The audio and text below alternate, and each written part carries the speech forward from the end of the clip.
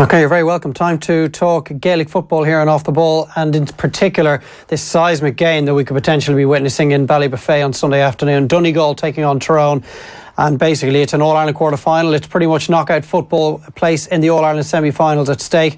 To discuss the ins and outs of this game, we're joined by former Donegal attacker Brendan Devenney and former Tyrone forward Brian McGuigan. Lads, thanks a million for taking the time. You're welcome. I'm absolutely fascinated by this game, lads. I think the word mouth-watering was delivered to us just to coin what I feel is going to be happening around this game. It could be epic stuff, really.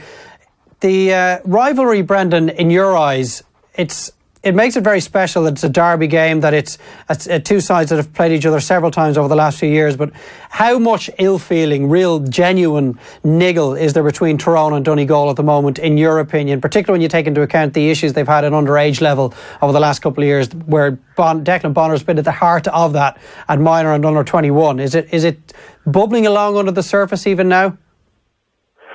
I think there always is, Dave. Once you're neighbours and you're challenging for honours, there's needle going back a long way. Like, even hearing Brian's voice there made me feel a wee bit uneasy, to be honest. You've got this real, I suppose, the history going back this last while. The games have never been won for me in a sportsman manner. They don't be in Ulster. They're too tough. There's too much at stake. And you're right, the bragging rights is huge.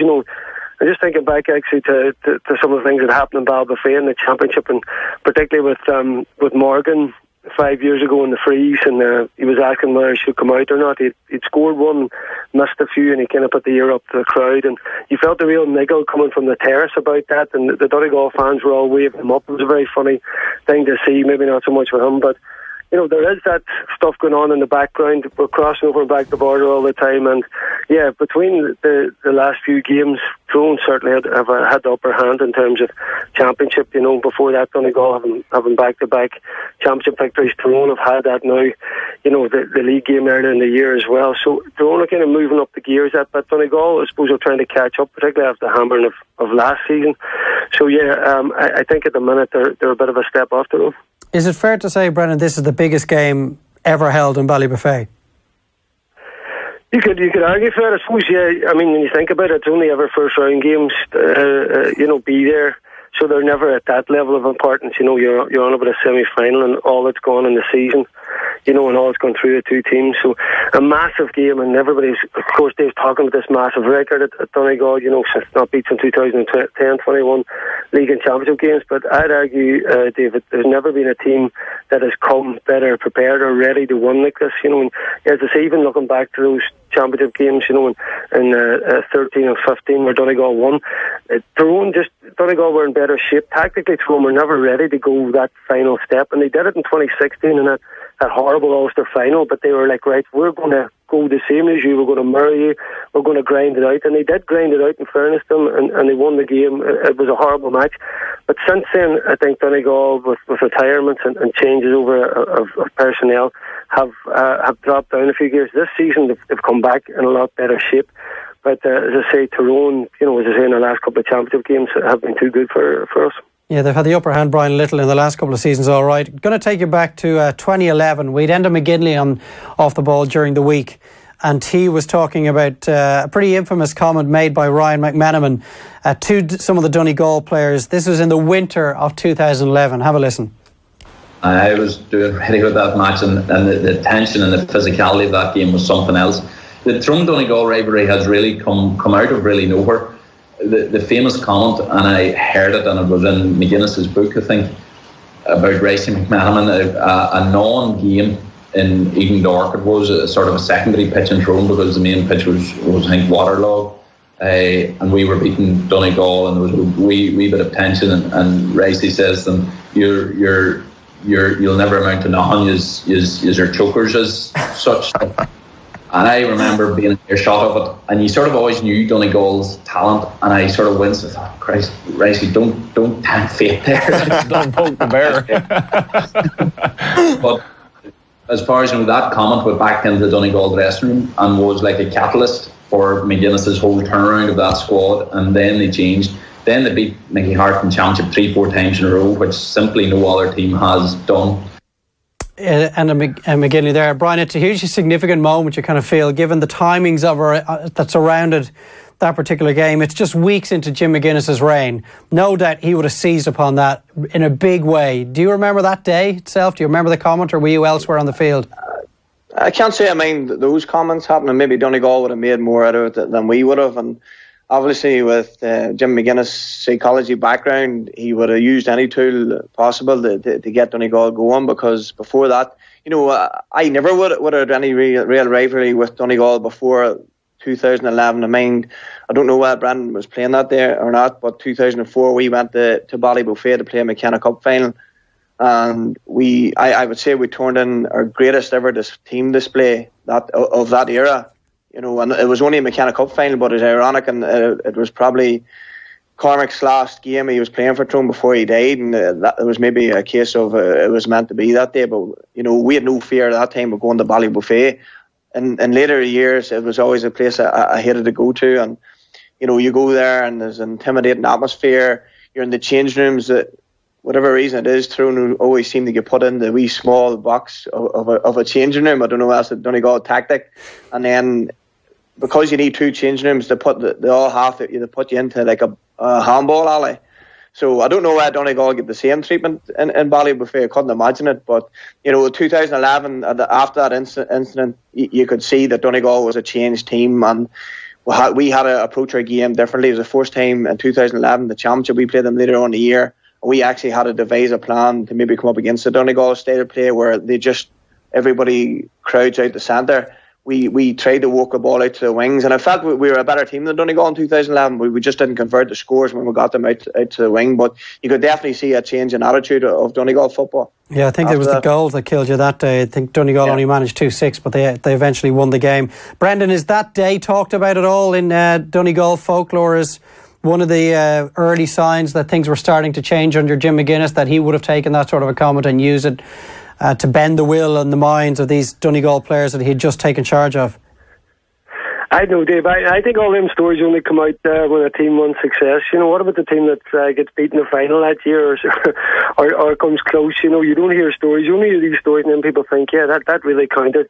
I mean, from having Ryan McMenamin in the year a few times, that's pretty bloody tame, mate, compared to him. I don't think now that's a pretty normal comment for a team that hasn't been that successful, chokers. So listen, fair enough, it probably got played out a bit, but listen, I agree totally with Brian there. 2011 actually was in holidays, watching that out, and Tyrone completely let Donegal off the hook in front of goals, but it was such a pivotal turning point. And I think with managers like Jim and with teams like Donegal, and you see it by a lot of managers, they just seem to carry this wee bit of luck, or something happens in a game where you think they could have been beat there, and that springboard was so massive for Donegal. It really set them on their path. And just going back to that McKenna Cup game, I was unfortunately playing Brian, and Cormac was actually marking me, and me and him had been out in Australia and got to know him quite well, so that was a sad occasion after that, but that was his last game. So what a sportsman he was too, and a joy to play with and against.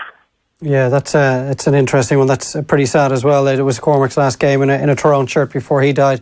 The other story that's been doing the rounds, Brian, in Tyrone this week is that Owen Mulligan was saying there are rumours that the narrowing of the pitch in Omagh was actually with an eye on the Donegal game and not necessarily to cater for the Dubs.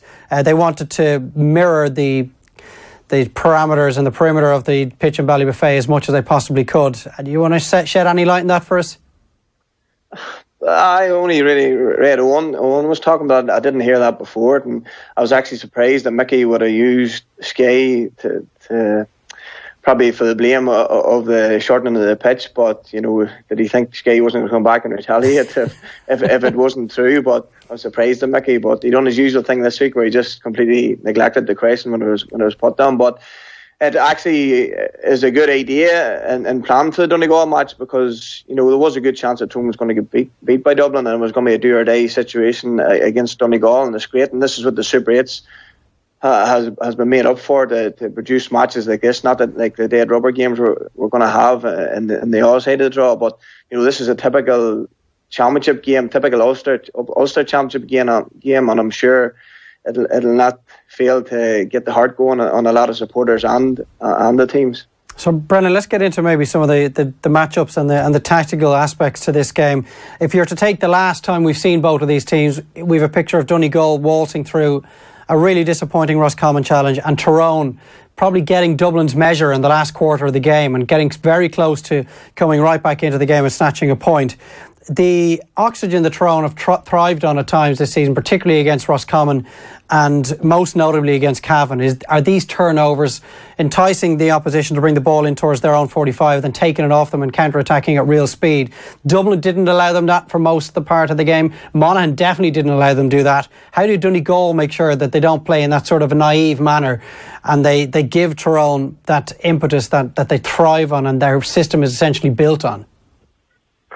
Yeah, listen, it's the two teams are going to want to play exactly the same, much the same as everybody's playing. Get players back. It just depends. Do you leave 1 up, 2 up, 3 up? That's the max you're going to leave up. Everybody else is like in that one zone of dropping back inside the 45 and then trying to get in till they're 45 at a time. But you're right, the power Tyrone have showed at times for me is frightening. And I was at that Monaghan game, Tyrone played poorly, lost 3 of their best players, to injuries or a bit of loss of form. They were taken off. Monaghan were only a point up with a minute to go, and that was Monaghan played some unreal football, and they were still only a point up. Now, they did pull away in the end, and that's the thing that would worry me. It was a poor day for Tyrone, and he was still right in the game. And then, as you say, the Dublin game the last day. So the thing is about each team trying to squeeze and not fall into their team's tactical play. And for Donegal, if you like, the way they've changed it up this year, the first 3 games in Ulster, they went out and attacked teams and dropped 1 or 2 sweepers back. And also final end because they knew what Fermanagh were going to do. And of course, Donegal are well used to that type of game. Donegal sat completely and just mirrored Fermanagh. I'm like, right, let's see who's the best now, breaking with the ball. Of course, it was Donegal, and they won the game quite easily. So Donegal won, they changed it up a wee bit, and that's the thing I think is missing from Tyrone. I was at a couple of Tyrone games this season, and even in league games, pulling the full team inside the 45, and I'm looking at the talent they have in their forward line. I'm thinking, you've got to let at least 2, 3 of these, 4 of these guys be forward and go and play and take on that position. They were playing with fear, and I've just noticed, you're on about the end of that Dublin game, it's as if they threw off the shackles. They pushed up in Dublin, and the next thing you could see the buzz, the lift, the pressure come on Dublin, because this is a freaking super Tyrone team for me. The pressure they can put on them when they don't retreat into their shell changes the game, and they almost could have won the match because of that. So I'm just wondering if they got that ability to change it up. They had to go for that game in the end. They had to go for it. They had no choice. So that's the thing, I suppose, from a Tyrone perspective. You'd want to see that in-game play, that they're not stuck in that rigid formation, that they're willing to change it up and go and engage the other team. And you think about it, at any one point in time, if you went full court press and you engaged the other team, suddenly the other team, what's going on here? They're not all dropping back. They're coming up and taking us on. You get turnovers in, you get scores. And that's what I think the modern teams are trying to do. They're trying to get a mix of it. Everybody gets the defence right. Then they got to get the pressure up the pitch, not just always dropping back and allowing the other team to come out with the ball. Yeah, Mickey Hart specifically said after the game, Brian, we went for it and we told the guys to go for it. Why aren't Tyrone going for it from the very start? And would they not look back on the last 15 minutes against Dublin and think maybe this is the way we need to be playing against these Division 1 teams, and actually go after Donegal this Sunday and don't allow the game to descend into a little bit of a slugfest, a bit of an arm wrestle where both sides are setting up in the exact same fashion. They're both dropping off. Nobody's really pressing up on that full court press, as Brendan was saying, because Toronto's shown they can hurt the best team in the country by going after them and getting inside their heads when it comes to their kickouts. Yeah, well, you're right in a way, but if Tyrone do try and go for a game against Dublin, I do think that they'll get a heavy defeat like they got last year. And the problem with a lot of teams when they play Tyrone is they think that they have to replicate what Tyrone do. And the thing is, they only maybe have 1 or 2 weeks to prepare for that, whereas Tyrone have been playing and training for that exact system maybe this 3 or 4 years. So they're going to be best at it. Maybe the only team left in the championship that could replicate the way Tyrone play is Galway. I think the rest of them have to mix it up a bit. And I do think that Donegal will have to come with something different. And I was with you, Dave, at the Ulster final, and we spoke how well Donegal had played that day. And up to that point, Paddy McBurdy had been a big player for him, and man of the match that day was Owen Ban Gallagher. And we thought I certainly thought that they would maybe be all Ireland contenders. I think without those two players who have been big players for him, I don't think they are. but they have the potential to beat Tyrone on Sunday. The thing about it is that they'll have to play Michael Murphy up front at certain stages, but they will have to bring him out. And at the times they bring him out, I think the only man who that affects is Jamie Brennan, because I think he needs a foil in there with him. When he's expected to be the go-to man inside in his own, he's just not as effective. Yeah, he was brilliant when he was moved to full forward against Roscommon, Brendan. And I know, as Brian has said, he does tend to come out and then go back in again and maybe keep the opposition guessing. But given that Tyrone played that the way they do, is it something you'd like to see early in the game rather than maybe a move close to half-time, as we saw in Dr. Hyde Park, that it keeps Tyrone honest? It means the long ball is an option, reducing the chance of you getting turned over around the 45 and getting hit in the break. Yeah, I suppose neither team wants the other team to get into a lead, so the goals are crucial. You know, you look at this game, you kind of thinking points-wise it's probably going to be something around 12, 13, 14, you would imagine. And then goals is going to be what decides it for me. You know, if Donegal can get that long ball going in. The problem is that Murphy's the best at delivering that ball as well. And this is the thing about having McBurty inside. The whole shape of the team now is a bit unbalanced without McBurty. As Brian was saying, that go-to man inside that Brennan then can play off. You know, Ryan McHugh's coming off Thompson. You know, whoever needs to be breaking off his shoulder, he can be the target man. He takes their best full forward out. So while Murphy's in there, he has to be used and it has to go unhide him. So that's certainly a tactic Donegal is going to look to do, that diagonal ball. And I think you're right, particularly early on, when both teams are sitting, just to try and unhinge the other team. The likes of Michael straying in the full forward line, everything changes. Somebody else can take their eye off and somebody can maybe get in for a score. That, as I say, I think that thing with Michael's power inside, and the last day against Roscommon, I mean, what a performance. And the zip that he had, you know, Michael does so much all around the pitch, and it looks sometimes you nearly conserving his energy and holding his space and being the man around the half back line and midfield.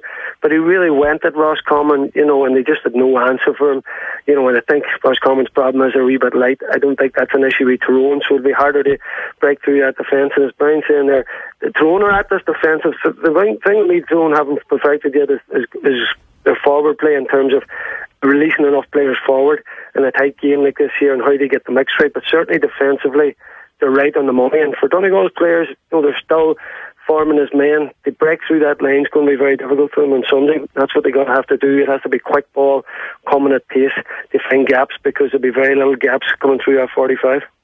Brian, where would Tyrone like Michael Murphy to play on Sunday? Well, I do think a lot of their training over this past few weeks would have been centred on Michael Murphy, but they do have the right man there for the job. I know Ronan McNamee has been named to start, but I honestly don't believe that he will start. I think Paddy Hampshire will go on him, and he's physically very strong, and he can play a ball. So he's played a lot of his football in the middle of the field this year. But if you can remember back to the under-21 winning team of Fergal Logan's era, he played full back, and he was immense for them too. So I think that Paddy Hampshire will follow him wherever he goes. If he's middle of the field, Paddy will hold him in the RSA, because he can take a score too. And if he's full back, then all he has to do is just get a hand on it and break it down, and Tyrone will have the sweeper sitting there. But if you're Mickey Hart, where are you hoping Michael Murphy spends most of his time? Well, I do hope that he plays out the middle of the field, but I don't think he can do much damage in there. The problem is, if the likes of Owen McNeilis and Leo McClune, who like those long cross-field diagonal passes, can get the rates of play in, he will cause damages. And as Brendan was saying earlier on, if any team gets a goal here, it's going to be a massive score in this game, and he's certainly one of the players that can cause havoc in there. And isn't that sort of the key, Brendan? Here's Brian McGuigan speaking with his Tyrone hat on, and he wants Michael Murphy to spend the day out in the middle of the field. But you see, and I know what Brian's saying there, but you know, if Michael should be in full forward, then he would be in full forward. You got to understand, I suppose, outside of him like hurting the opposition and scoring a goal, what he does out the pitch, his leadership, his physical power, winning ball. If you hand him the ball right behind the half back line, he's surrounded by players, he's not going to lose it. And when he gets it, then he can bury that. He can hit that long range pass. He can score from distance. So the reason he doesn't play in there is because of the damage he's actually doing out there, and because of his presence out there. And that's what I mean. And you know, I know McBurty's one thing. Owen Bannon, as you say, man of the match and lost the final. You know, McBurdy probably would have been, swamped in there. It would have been a difficult game for him to really shine this one. It might have been more a game for Owen Band to shine because of his pace. You've seen him coming out, like a 100-metre sprinter there in that Ulster final at times, and that's the type of player that can unhinge the opposition probably more in a game like this because they're so set, and that's why that again is such a big blow to Donegal. Yeah, it's such a double barrel blow from both ends of the field, really. So without Mike Brearty, maybe there isn't anybody to send that ball into if Michael Murphy isn't in there. What's going to happen on kickouts, Brian? We saw how effective Tyrone were. We've mentioned already pushing up on Dublin and pretty much sending nearly every one of their players into the Dublin half of the field. Stephen Cluxton, he ended up kicking the ball out over the sideline at one stage. And Sean Patton has had a mixed summer, but we know what he's capable of when it comes to the Donegal kickouts. What are you expecting on Sunday in that regard? I expect Tyrone to push up on them. They've done a good job on Stephen Cluxton, and when you go to Croke Park, it's very hard to do that because when you're playing a counter-attacking game straight after the kick out, your immediate reaction is to filter back in your defensive system. In Croke Park, when you're moving back to defend and then you're trying to counter-attack at pace, it takes a lot out of you. But the fact that Oma was narrowed in, it was a tighter pitch. Ballybofey is pretty much the same. I do think that they can afford to do it this time.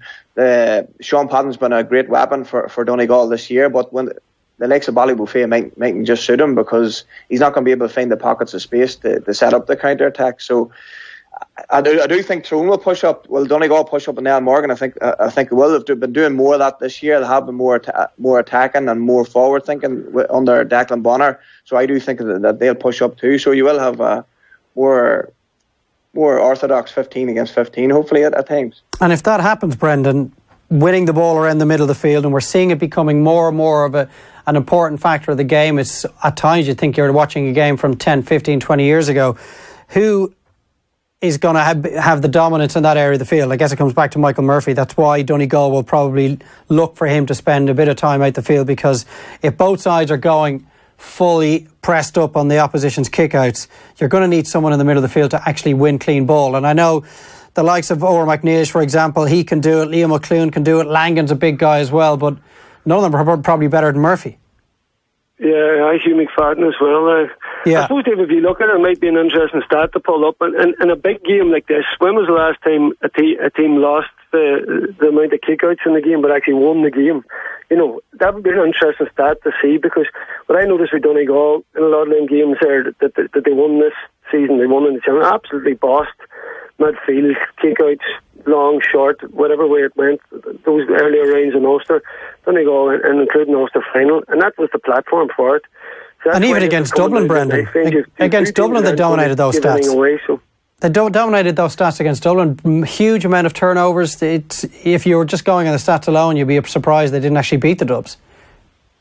Yeah, well, there you go. You threw that in. Hey, I was actually watching that game from a corporate box, and so my mind wasn't totally focused on knocking down the kickouts. So thanks for that.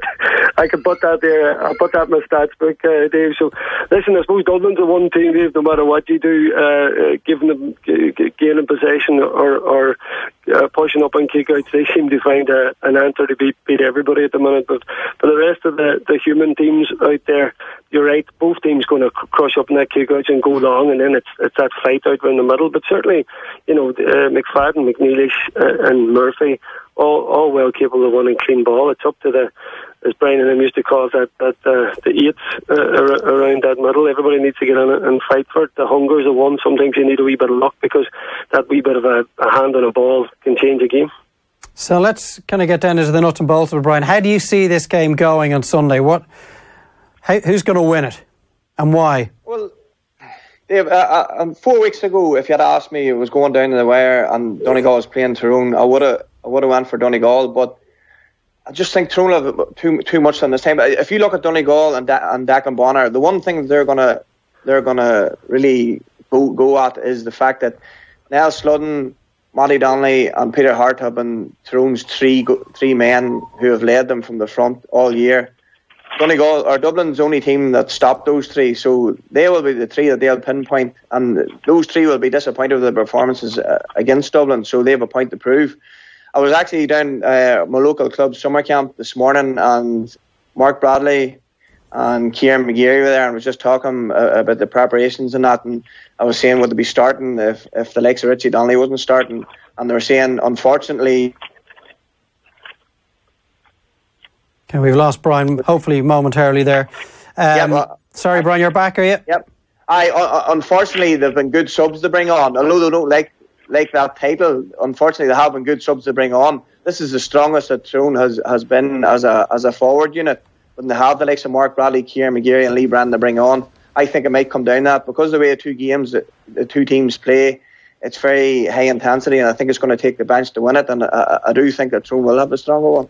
Yeah, is that a worry for you, Brendan? We haven't even mentioned Ronan O'Neill there, for example, as well. That Tyrone's bench is now starting to have more of an influence as the games go by, and it's not something that's necessarily replicated on the Donegal side of things. There's no doubt indeed Donegal are playing catch up to Tyrone. You know, I think there's too much made of that Dublin performance last year. We Tyrone, you know, they took some flag for it. I think he's just frozen the team. There's no way that Burnley showed that the last day.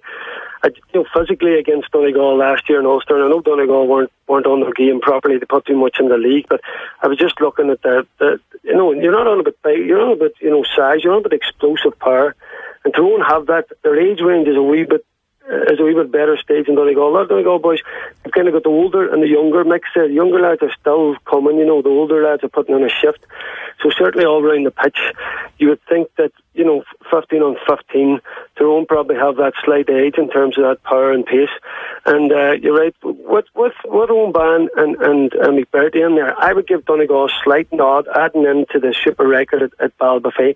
Without the two of them, you'd have to say that slight nod is flipped over and goes to Tyrone.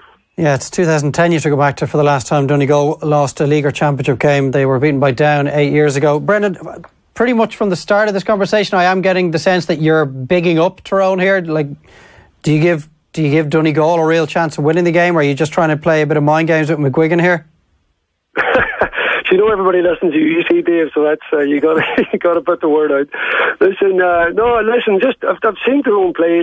Obviously, every single Donegal match, they've come on leaps and bounds. As I say, they're getting up to that level that Tyrone were seemingly promising. And I know, you could say in the last couple of big games Tyrone have played, it hasn't happened. They obviously lost to Monaghan and Dublin, which was the two really big matches they had this year. But I think since that Monaghan loss, I've just seen something about Tyrone. They look like they're ready for the fight, and they look like they're improving all the time. Those two big injuries, as we keep mentioning to Donegal, have weakened us so much and have weakened the shape of our team.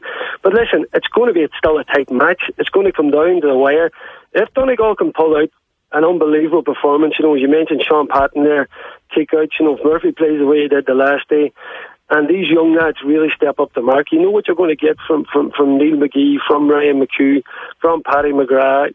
It's up to the new guys and guys who've been there the last couple of years, particularly the likes of Langan, Jamie Brennan, Thompson, McMenamin plays, Eamon Doherty, Patton. These are the new guys in the block that are going to have to really play their top game to unhinge this Tyrone team and win this match. So, you know what you're going to get from the stalwarts. The new guys, this is the game for them to step up. Mickey Hart himself, Brian, has said this is the biggest game between Donegal and Tyrone that he has been involved in. So we're going a long way back. We're talking about some epic matches over the years with so many other managers that he's been up against. If Tyrone don't get the job done this weekend, and they'll have lost to Monaghan, they'll have lost to Dublin, they'll have lost to Donegal, they'll have given up their Ulster title. Might this be the last we see of Mickey Hart? I mean, is that a stretch, or is this game so big that that's actually something that we might end up talking about Sunday night if it goes against him? Yeah, well, I think that Mickey, to a certain extent at the minute, has proved a lot of doubters wrong. Earlier on in the year, a lot of people would have been saying this was Mickey's last chance, but now, and I think it's come down to the fact that they are showing a bit of ambition and they're going forward. And I do believe it might only be minimal, but I think that the impact that Stephen O'Neill has made them a more exciting team to watch, because a lot of Tyrone supporters had stopped going to Tyrone matches, and you only had to be down in Croke Park against Roscommon when I couldn't believe how little Tyrone supporters there were at the match that day. And I think that was down to the way that Tyrone were actually playing that day. So I think Mickey feels as if he has something to build on next year. So I do think that he'll stay on, and if he has a 2-year contract, whatever it is, the end of next year, he will definitely be there next year. But after that, it remains to be seen. But just on the fact of Ballybofey, so credit to Donegal that maybe made Ballybofey the fortress that it is, because in our time when we were going well, we always hated playing in Noma, and I think even the current players hated playing in Noma, and especially the way Donegal play with that inside man like Paddy McBeardy, who likes plenty of space, but they still love to play in Ballybofey, and that seems to be right across the board with all Donegal players. But would it be interesting on Sunday evening if it comes to the wire and you have a situation where Tyrone only need a draw and Donegal have to go for the win? If there's only a point or two in it, it'll make for an intriguing finish. Yeah, it really will. If we see the game in lockdown from a Tyrone point of view and the game level, maybe heading into injury time, yeah, that's something that we might see. Quick one, lads, on the other game involving Ulster teams this weekend. I think of all the games, Dublin Roscommon's obviously a dead rubber, and we expect Kerry to beat Kildare mainly because the Kildare mindset can't be what it would be in other weeks where everything's on the line for them. So Galway Monaghan is the other one that has everything going for it. Galway already through. Monaghan know a draw. We'll see it come down to points difference if Kerry beat Kildare, but they know a win will put them through to the semi-finals for the first time since '88 as the group winners. So maybe it all comes down to, Brendan, what sort of an approach Galway are going to take. We know Monaghan just have to go and win it. Galway are already there. Does that change their mindset in any way, potentially significantly? Well, I think the big thing is who you're playing in the semi. So if Galway don't beat Monaghan, they end up playing Dublin, and everybody wants to avoid that. So I think Galway are going to go, and it's very hard to not go for a game, I think if anybody's ever tried that in their time, it can actually upset the complete flow of a team. How do you do that? But you don't do it consciously, though, do you? It's not a conscious thing. No, it just happens. Well, sometimes if there's a game like that say you don't exactly have to win, it's very hard as a player to go on at a lower ebb to what is a championship game, So the whole thing of playing, you just got to go for it. I mean, Galway need to win the game. That's what they'll be saying. They're at home, and if they're going to be champs, if they're going to have All-Ireland ambitions, and they have to win games like this here and be able to deal with all comers. So, the big thing for Monaghan was obviously the last game that didn't carry off the hook. I mean, how that game ended up the way it did, it's amazing because Monaghan bossed the game, So that's, I suppose, the fighting point for them. Could the whole season end on those mistakes and the scars that'll bring, the chance to be in an All-Ireland semi-final? So they'll go down there all guns blazing as well. So that performance, I think that could be, a real white-hot game. And Monaghan definitely have it in them to go down there and beat Galway. What do you think, Brian? I mean, what an incentive for Monaghan. As I said, 30 years since a semi. They know if they win in Salthill, it's an All-Ireland semi-final against Ulster opposition in Croke Park, against either Donegal or Tyrone. This surely has to be the day that they go that extra mile, that extra step that they haven't been able to take at the quarter-final stages, that they failed to take in Clonus 2 weeks ago. It has to be this Sunday. Yeah, well, look, if I was to put myself in Cam Walsh's shoes, the three men that the Galway can't do without is Shane Walsh, Comer and Ian Burke up front. I think that I would take the three of them out. Really? Put three people put three people in that would be trying to make a name for themselves and maybe come on in the semi-final stage. Because if they lose any of those three players, there's absolutely no way they're going to beat Dublin in a semi-final if they're beat. But with the gap only been a week, I think they can't afford to take a risk with those players. And everybody else in that team is probably replaceable in the Galway team. If they go out without those three and they put replacements in and they win, think of that, what that would do to the whole panel. The morale of the whole panel, that they have a strong panel and they can beat anybody. If you go out without those three and you get beaten and you face Dublin then and you lose heavily to Dublin in an All-Ireland semi-final, well, Kevin Walsh is going to take an awful lot of flack in that situation as well. Well, if they don't play Dublin in the semi-final, who do you think will play in the final? Yeah, but if you leave out these three guys, you lose the game and then Dublin clean you out in the semi-final, you'd be thinking... I know you're going to have to play Dublin anyway at some stage, but when we were involved with Mickey Hart made a lot of 50-50 calls that if he hadn't come off, then he'd been criticised right across the board. Playing a 60% fit Peter Canavan All-Ireland final, to be a good manager, those are the risks that you have to take. Yeah, that's true. It'll be interesting to see what the team sheet is. I suspect there might be some changes made just before throwing. Brendan, do you see Monaghan getting the job done, or have you been as impressed by Galway as many of us have, particularly in the manner in which they played against Kildare on the last day in Newbridge, a hostile Newbridge? Yeah, certainly. And I suppose when the Kerry performance, I was at that game. It was a fucking shocking bad game, and you know, I don't know about Galway. See, you look at Roscommon's performance in the Super 8 and how poor they've been. I mean, and you look at the game that they gave Galway in the Connacht final. I'm just not sure yet completely about Galway. You know, Kildare, what was that, 6 weeks in a row championship? You know, they were. You can't play championship every week. That just can't happen. That's something that'll have to be looked at next season for teams, because that's definitely not a Kildare team that it would have 2 or 3 weeks to go into that game. And as I say, they beat Kerry, and you've seen how poor Kerry was. You know, Monaghan, Boston in the following week. So I think there's still a question mark over this Galway team, and I think he has to play his best team to have any chance of beating Monaghan, because Monaghan are coming down there all guns blazing. If he left out those players, I think certainly Monaghan would beat them. And I know what Brian's saying, you have to play Dublin sometime, but probably the way it is now, if any time you want to play them would be the final. You want to keep progressing the team and take it as far as you can. And you know, should Galway lose to Dublin, make it to an All-Ireland final, and lose to Dublin in it, played in an All-Ireland final, that'll stand on them. So they definitely want to avoid Dublin. So I think they'll play their best team and go out and try and win this. But listen, Monaghan, as they've showed, you know, they've got guts, they're plucky, and you know, the big thing they'll want to banish is not that Kerry thing, because we all know from games that we've lost in the past that upset a chance at the best run you've ever had. You know, you can't have that there, that you let that slip away. So they'll be coming to Galway all guns blazing. It should be a cracker. Brilliant stuff as always, lads. Brian McGuigan and Brendan Devenney, thanks a million for taking the time to chat to us tonight. Cheers. All right, see you, Brian. See you Sunday. All right, Brendan.